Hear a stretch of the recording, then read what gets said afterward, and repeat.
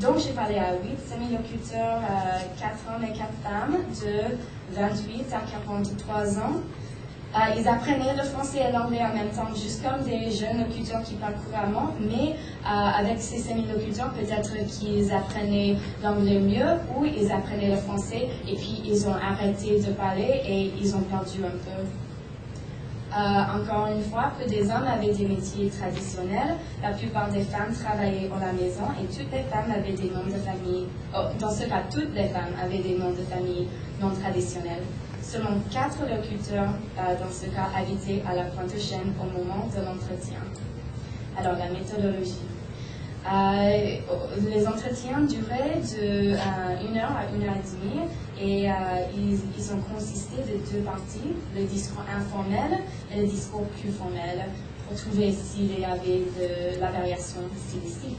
Le discours informel, c'était la conversation décontractée, on parlait de la famille, du travail, du passé, toutes choses avec lesquelles ils se sentaient à l'aise.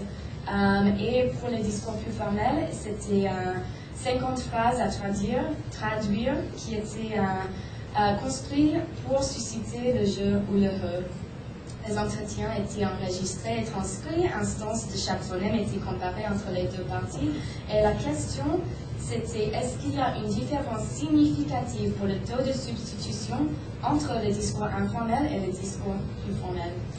Et voilà les résultats pour les locuteurs plus âgés. Le he, c'est en violet plus foncé.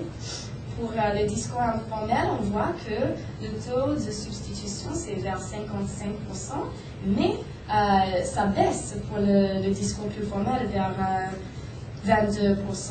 Et c'était en fait une différence significative. Donc, parmi les Indiens Pointe-aux-Chênes, on entend toujours la variation stylistique dont on parlait des locuteurs plus âgés qui parlent couramment le français. Et la substitution de he pour je représente un marqueur de la variation stylistique pour cette variété de français. Et parce que le je apparaît plus dans le discours plus formel, on conclut que le phonème avec le plus de prestige est je. Voilà les résultats pour les jeunes locuteurs qui parlent couramment. Déjà, on voit qu'il baisse le taux de substitution en regardant le taux pour les locuteurs plus âgés. Mais en fait, on voit toujours qu'il y a une différence entre le taux de substitution pour le discours informel et le discours plus formel. Et c'était une différence significative encore. Alors, la substitution de he pour je reste un marqueur de variation stylistique pour les jeunes locuteurs qui parlent couramment le français à la Pointe-aux-Chênes, ce qui est important parce que dans les langues qui sont en train de disparaître, on trouve que la variation stylistique est un des premiers traits de disparaître avec. Mais comme j'ai dit, il y a très peu d'instances de substitution en général, particulièrement en comparaison avec la génération plus âgée. Et la raison pour cela est que 3 des 8 jeunes locuteurs ne substituaient jamais le phonème he pour je pendant l'entretien. Tous ces locuteurs qui ne substituaient à aucun point, c'était des hommes. Et le seul jeune homme qui substituait he pour je était plus actif dans la tribu que des autres jeunes hommes. Il était listé sur le site web comme membre de la communauté qui vérifie si on est vraiment membre de la tribu, si on est vraiment indien, etc. Alors, il faut qu'il passe du temps avec les autres Indiens à la pointe, mais aussi il faut qu'il sache vraiment ce qu'il fait un Indien. Alors, dans ma thèse, j'ai parlé un peu plus d'identité, mais avec cela, on voit il connaît un peu plus l'identité des Indiens. Et selon ces données, il paraît que les femmes retiennent la substitution de he pour je plus longtemps que les hommes, ce qui est contre ce qu'on attend parce que les femmes ont tendance à utiliser le phonème plus prestigieux en général, mais aussi les femmes ont tendance à choisir la langue qui a plus de prestige.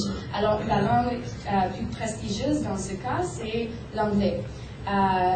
Donc si si on choisit à continuer de parler français, de continuer cette tradition, il faut être un certain type de femme. Et c'était vraiment difficile de trouver des jeunes femmes qui parlaient français. Alors je crois que quand je les ai trouvées, c'était des femmes qui aimaient la tradition, qui se sentaient très fortes de leur identité. Ok, semi-locuteur. Résultat, seulement une des 8 semi-locuteurs substituait her pour je pendant l'entretien. Cette locutrice était celle qui parlait français le plus couramment et elle était une femme, ce qui a un rapport avec, avant on a dit que les femmes retiennent cette variation plus longtemps. Et ayant 43 ans, cette locutrice était la plus vieille. Donc elle était la plus vieille, elle parlait plus couramment, elle avait plus d'accès à cette langue, à ce code. Mais quand on regarde ces résultats pour cette locutrice, elle ne fait pas de distinction entre le parler informel et le parler plus formel. Alors, pas surprenant, il n'y avait pas de différence significative pour le taux de substitution. Donc, bien que cette locutrice substitue pour je, cette variation ne porte pas la même signification sociale que pour ceux qui parlent couramment. Conclusion. En dépit du fait que la langue montre autres indices d'étiolement, il existe toujours la variation stylistique dans le français des Indiens pointe-chien. Ce que j'ai dit plus tôt, qui est important dans une langue qui est en train de disparaître. Et pour les locuteurs qui parlent couramment le français et qui substituent her pour je, cette substitution représente un marqueur de variation stylistique. Mais le poids de la signification associée avec cette variation devient plus faible pendant que la langue se parle de moins en moins dans cette communauté. Et pour les semi-locuteurs, la substitution de her pour je n'est pas un marqueur de variation stylistique dans le français des Indiens pointe-chien. Et ça, c'est tout. Merci de votre attention.